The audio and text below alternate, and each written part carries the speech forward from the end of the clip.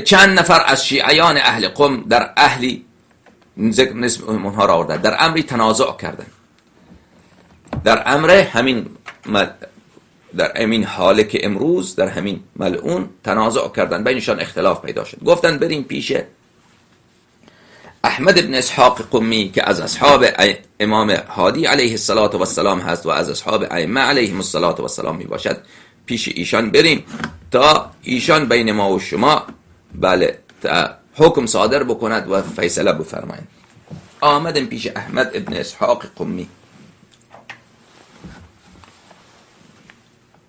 صاحب ابی الحسن العسکری علیه السلام به مدینه قم، که ایشان از اصحاب حضرت امام هادی علیه السلام در شهر قم بودن. در ایشان را زدیم. صبیه عراقیه، یک دخترک کوچک که از اهل عراق بود درب را باز کرد. پرسیدیم که جناب عالم بزرگوار صحابی مولای ما حضرت امام هادی علیه السلام احمد ابن اسحاق قمی آیا منزل تشریف دارند؟ جواب دادن هو مشغول بعیده فانه یوم عید. دخترک جواب داد که ایشان مشغول اظهار سرور و آمادگی جشن گرفتن روز عید هست. امروز اینجا نزد ما روز عید هست. تعجب کردیم این چه عیدیه؟ تعجب کردیم، گفتیم سبحان الله، عید شیعیان را که ما میدانیم عید اضحی هست، عید فطر هست، روز غدیر هست و روز جمعه. این روزها اینها اعیاد هست. روز 9 ربیع به چه مناسبت عید ما این را نمیدانیم؟ قالت، اون دخترک جواب داد فان احمد ابن اسحاق یروی عن سیده ابی الحسن علیه السلام، ابی الحسن علی ابن محمد العسکری علیهم السلام ان هذا اليوم هو یوم عید.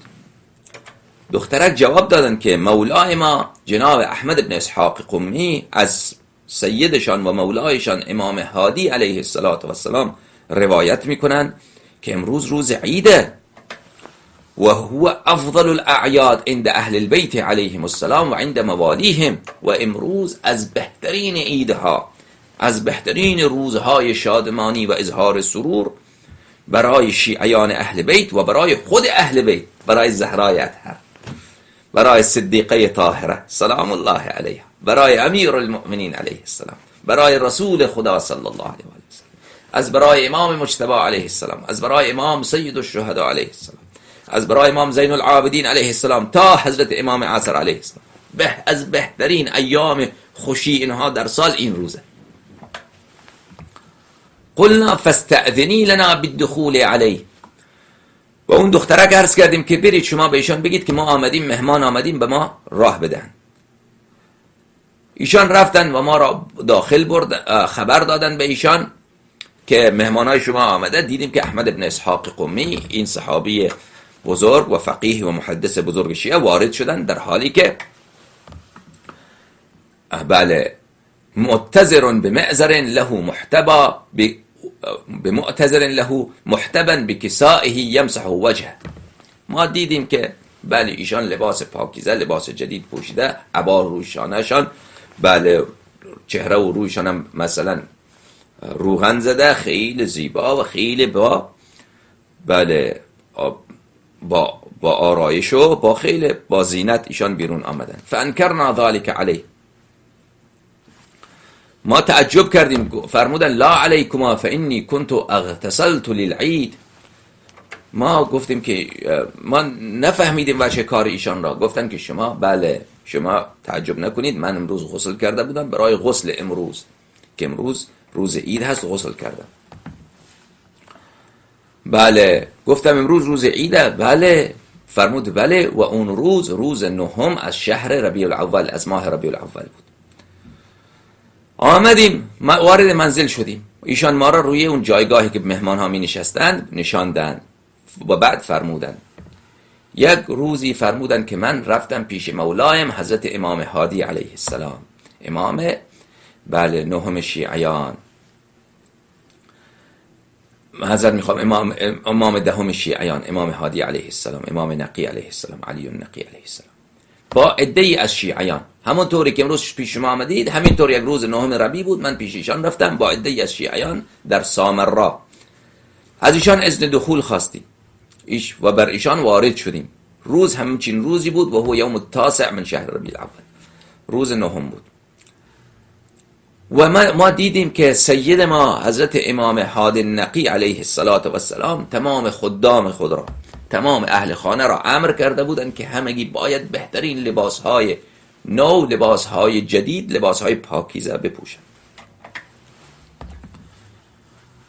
و در پیش روی امام ما علیه السلام مجمره بود که در اون مجمره خود امام علیه السلام عود را آتش میکرد. عود سابق، زمانهای سابق دوستان عزیز، در اعیاد، در محفلها بوی خوش، برای بوی خوش چیکار میکردن؟ مقداری عود را روی آتش میگذاشتن که این دود بکنه و دود این که بوی خیلی خوب دارد پخش بشود و اون ظرفش را مجمر میگفتند. این مجمر در مقابل حضرت بود و با دستان مبارک خود عود را بله اونجا روی آتش میگرفت که بوی خوشش خانه را معطر بسازد. قلنا بآبائنا انت و امهاتنا یا ابن رسول الله، عرض کردیم پدران ما، مادران ما فدای شما ای فرزند رسول خدا صلی الله علیه و آله و سلم. ای امام هادی، هل تجدد لأهل البیت علیهم السلام فی هذا اليوم فرح؟ عرض کردیم که آیا در همچین روزی برای اهل بیت علیهم السلام روز تجدید خوشی هست؟ شما در همچین روز اظهار سرور میکنید، روز نهم ربیع. قال و ای یوم اعظم حرمتا عند اهل البیت علیهم السلام من هذا اليوم؟ مولای ما امام دهم، امام هادی، امام علی النقی علیه السلام فرمودند که کدام روز نزد اهل بیت علیهم السلام حرمتش از این روز بالاتر هست؟ چه روز عظیمی هست امروز، شما نمیدانید روز همچین روز عظیمی هست. ولقد حدثنی ابی علیه السلام، فرمودن که پدر بزرگوار من حضرت امام جواد علیه السلام، حضرت امام علی التقی علیه السلام، امام نهم علیه السلام و من روایت فرمودن از پدرشان رسول، بله از رسول خدا از جدشان رسول خدا صلی الله علیه و آله و سلم که حذیفه یمان همچین روزی بر رسول خدا صلی الله علیه و آله و سلم وارد شدند و اون روز نهم از شهر ربیع الاول بود. قال حذیفه یمان گفتند دیدم که امیرالمؤمنین علیه السلام با دو فرزندشان حضرت امام مجتبی علیه السلام و حضرت امام سید الشهدا علیه السلام نشستند با رسول خدا صلی الله علیه و آله و سلم و غذا نوش جان میکنند و نگاه کردند دیدم رسول خدا صلی الله علیه و آله و سلم خیلی متبسم هستند. تبسم زینت لبان نورانی رسول خدا صلی الله علیه و آله و سلم. گهی به امیرالمؤمنین علیه السلام نگاه میکنند تبسم میفرمایند، و امام مجتبی علیه السلام نگاه میفرمایند تبسم میکنند، و سید الشهدا علیه السلام نگاه میکنند تبسم میفرمایند. و یقول لولدیه الحسن والحسین علیهم السلام، و با تبسم، با سرور، با خوشحالی خطاب میکنند به دو فرزندشان امام مجتبی علیه السلام و سید الشهدا علیه السلام. چی میفرمایند؟ کلا غذا نوش جان کنید دو آقازاده، هنیئا لکما، نوش جان شما، غذا نوش جان شما، به برکت هذا اليوم، به برکت امروز روز نهم ربیع. فإنه اليوم الذي يهلك الله فيه عدوه و عدو جدكما. همین امروز روز نهم ربیع روزی است که در همچین روزی خداوند متعال دشمنش را و دشمن جد شما را هلاک می‌کند. و یستجیب فیه دعاء امکما، و در همین چین روزی هست که خداوند متعال نفرین مادر شما را در حق اون عدوش و دشمنش و دشمن جدش و دشمن جد شما مستجاب می‌فرماید. کلا نوش جان بفرمایید، فانه اليوم الذي يقبل الله فيه اعمال شیعتکما و محبیکما. نوش جان کنید که امروز روزی است که خداوند متعال در همچین روزی اعمال شیعیان شما و محبین شما را خداوند قبول می‌فرماید. کلا نوش جان بفرمایید دو نور عین من، فانه اليوم الذي يصدق فيه قول الله تعالى فتلك بيوتهم خاویه بما ظلموا. بله در همچین روزی هست که خداوند متعال این آیتش مصداق پیدا می کند که چیست؟ اونها خانه هایی هست که این خانه ها خراب هست به سبب اینکه اهل این خانه ظالم بودن. امروز روزی هست که خانه ظالمین خراب می شود. الله کلا نوش جان بفرمایید فانه اليوم الذي يتكسر فيه شوكة مبغض جدكم. نوش جان بفرمایید که این روزی هست که روزگار میگذرد، زمانی می آید که در همچین روزی که جد شما یک دشمنی دارد، این دشمن جد شما خیلی صاحب احترام می شود بین مردم، صاحب شوکت می شود، مغرور می شود. اما یک مجاهد خدا در همچین روز پیدا می شود که بله با تیغ دو سره، بله از مقعدش تا نافش، از مقعدش تا نافش یک سوراخ بزرگ برایش درست میکنه. کلا در همچین روزی هست که دشمن جد شما بله فلان جایش پارا می شود. کلا فانه یوم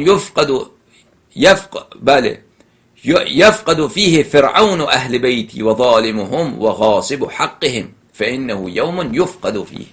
نوش جان بکنید این روز همچین روزی هست که فرعون اهل بیت، کسی که به اهل بیت من مانند فرعون ظلم میکنند و ظالم آنها و غاصب حق آنها در همچین روزی بله به جهنم فرستاده می شود. کلا فانه اليوم الذي بله یقدم الله فیه الى ما عملوا من عمل فیجعله هباء منثورا. نوش جان بکنید این روز همچین روزی هست که دشمنان اهل بیت علیهم السلام هرچی اعمال کرده اند در همچین روزی که وقتی بر خدا وارد می شود اعمال اینها باطل، بی ارزش، هیچ من مانند خاکستر ارزش نداره، همچین بی ارزش. حذیفه گفت من عرض کردم یا رسول الله و فی امتک و اصحابک من ینتهک هذه الحرمه، آیا در امت شما و اصحاب شما کسی هست که حرمت اهل بیت شما را زیر پا بکنه؟ فقال رسول الله صلی الله علیه و آله و سلم، رسول خدا صلی الله علیه و آله و سلم فرمودند نعم یا حذیفه، بله حذیفه، جبتم من المنافقین، یک شیطانی از منافقین، یک بتی از منافقین، یک ابلیسی از منافقین، یترأس علیهم، خودش را بله مقدم می دارد، رئیس امت من می شمارد، خودش را رئیس می سازد، خودش را پادشاه می سازد، خودش را بله رهبر اینها می سازد. و یستعمل فی امتی الریا، و کار او ریا هست در امت من. و یدعوهم الی نفسه، و مردم را می گوید از من اطاعت بکنید. و یحمل علی عاتقه دره الخزی، و بر دوش خود یک دره را حمل می کند همیشه که با اون دره خود بندگان خدا را می زند و اونها را بله ذلیل می کند، بی آبرو می کند با دره خود. و یصد الناس عن سبیل الله، و مردم را از دین خدا، از راه خدا بله بر می دارد. و یحرف کتابه، کتاب خدا را عوض می کند. و یغیر سنتی، و او سنت مرا عوض می کند. و یشتمل علی ارث ولدی، و میراث اولاد مرا غصب می کند. و ینسب نفسه علما، و خودش را می گوید من بزرگترین عالم، بزرگترین راهنما، بزرگترین راهبر، خلیفه منم. و یتطاول علی امامه من بعدی، و امام بعد از من که امیر المؤمنین علیه السلام هست خودش را بر او مقدم می دارد و خودش را بر او پیشی می دهد و خودش را بله خلیفه او و حاکم بر او قلمداد می کند. و یستحل اموال الله من غیر حلها، اموال خدا را بله بناحق غصب می کند. و ینفقها فی غیر طاعته، و اموال خدا را در غیر طاعت خدا خرج می کند. و یکذبنی، مرا تکذیب می کند. و یکذب اخی و وزیری، و برادر من و وزیر من امیر المؤمنین علیه السلام را دروغگو می شمارد. و ینحی ابنتی عن حقها، و دختر من حضرت زهرا سلام الله علیها را از حقش دور می کند. و تدعو الله علیه، و دختر من حضرت زهرا سلام الله علیها نفرینش می کند. می گوید که پروردگارا خدای این ظالم بر ما ظلم کرده، تو او را در این دنیا ذلیل بکن، تو در این دنیا او را بی آبرو بکن. اللهم بقر بطنه، پروردگارا شکمش را پاره بکن. دخترم او را نفرین میکند. و یستجیب الله دعاءها فی مثل هذا اليوم، و خداوند متعال دعای او را در مثل همچین روزی مستجاب میفرماید. نفرین زهرای اطهر سلام الله علیها مستجاب شده. بله، دو جماعت ناراحتن، یکی جماعت پیرو فرعون، یکی هم جماعت دجالیه. اونها را ببینید، دجالیه. شما اگر واقعا شیعه هستید، شما چرا بله، کسی که زهرای اطهر سلام الله علیها او را نفرین کرده و در همچین روز نفرین زهرای اطهر سلام الله علیها قبول شده، قاتل صدیقه طاهره سلام الله علیها به جهنم واصل شده، چرا اظهار ناراحتی میکنید از این که شیعیان مجلس سرور بگیرن، مجلس شادمانی بگیرن؟ شما شیعید، با دروغ خودتان را شیعه قلمداد میکنید تا بتوانید بله از طریق تشیع و محبت اهل بیت علیهم السلام شما بتوانید در بین مردم بتوانید حکومت بکنید، و الا مرام شما، مقصد شما، عقیده شما مثل عقیده همون پیروان فرعون هست.